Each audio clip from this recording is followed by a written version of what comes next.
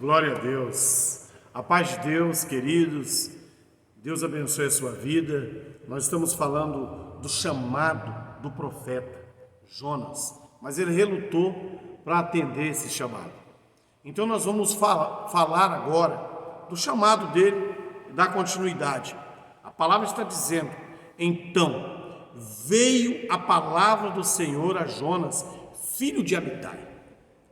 Não tinha como Jonas confundir, porque foi o próprio Deus que falou com ele, ou negar, né? Deus estava falando com ele mesmo, com convicção. Talvez Jonas tenha ouvido a voz do próprio Deus, como Abraão ouviu.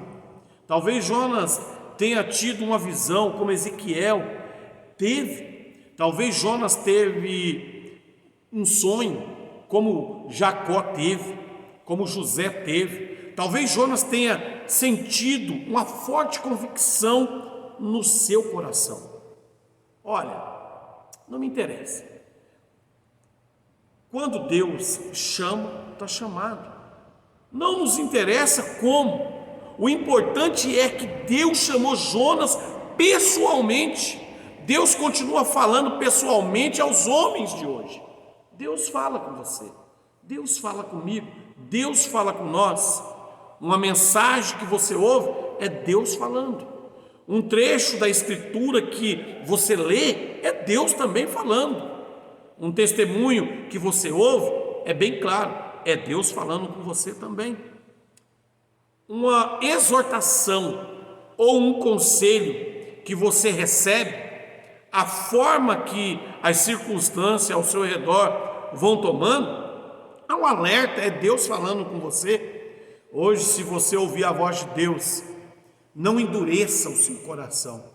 A Bíblia está dizendo isso. Lá em Hebreus fala isso. Olha, se você ouvir a voz de Deus, não endureça o seu coração. O chamado de Jonas foi evidente, irmão.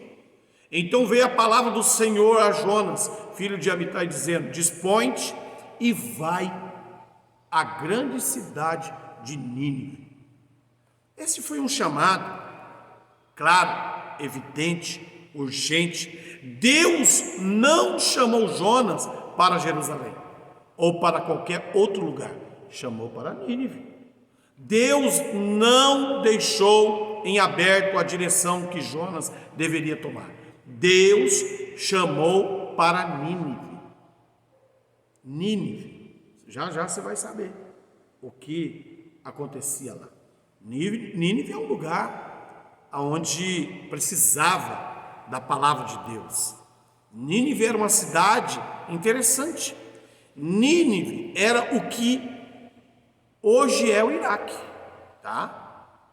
Possuía longas estradas muito bem pavimentadas. Nínive era cercada por um alto e largo muro. Por sobre os muros que cercavam a cidade, era possível colocar 3 carros de guerra ao lado. Era muito incrível. Então era uma cidade protegida. Quase 1 milhão de habitantes moravam naquela perversa cidade. Vai entendendo o porquê que Jonas ele relutou. Nínive era a capital da Assíria, a terrível e temível inimiga de Israel. Você acha que Jonas não conhecia a história? Você acha que Jonas não viu o pai dele orar, buscar o Senhor, sabe? Invadir a cidade, destruir tudo. Por que Deus chamaria um profeta de Israel para Nínive? É interessante isso. Com certeza Jonas nunca faria uma escala para pregar em Nínive. Você acha que Jonas faria essa escala? Muitos de nós, quando falamos para nós fazer missões, né? Missões no Paraguai, na África, nos lugares aí que as igrejas são perseguidas, muitos de nós se acovardamos e relutamos, né? Não queremos tomar responsabilidade. Até quando nós somos chamados para certos cargos na igreja ou para liderança na igreja, muitas pessoas recuam, ficam relutando. Eu conheço muitas assim. Então Jonas também ele não faria uma escala para Nínive. Com certeza, Jonas nunca ia querer pregar lá. Como todo bom israelita, Jonas cria que Deus o abençoava, o seu povo, de duas maneiras. Como? De duas maneiras.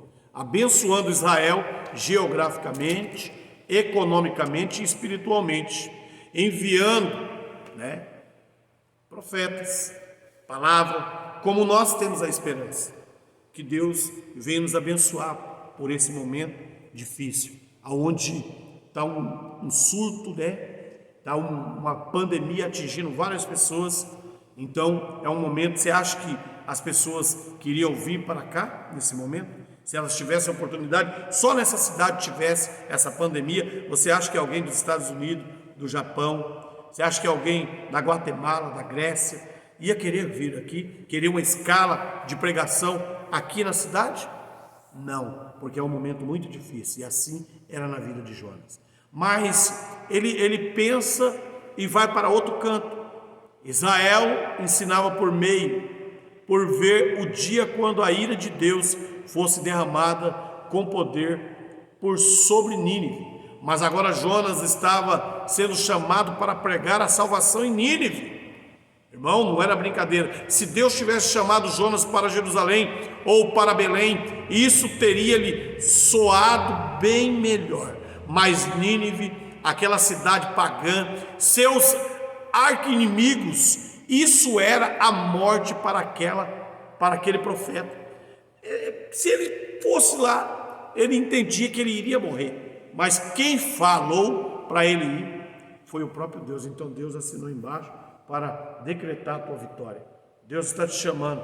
Deus quer você de uma forma espetacular para que você seja abençoado e venha se destacar, mas quem vem aparecer é o próprio Deus.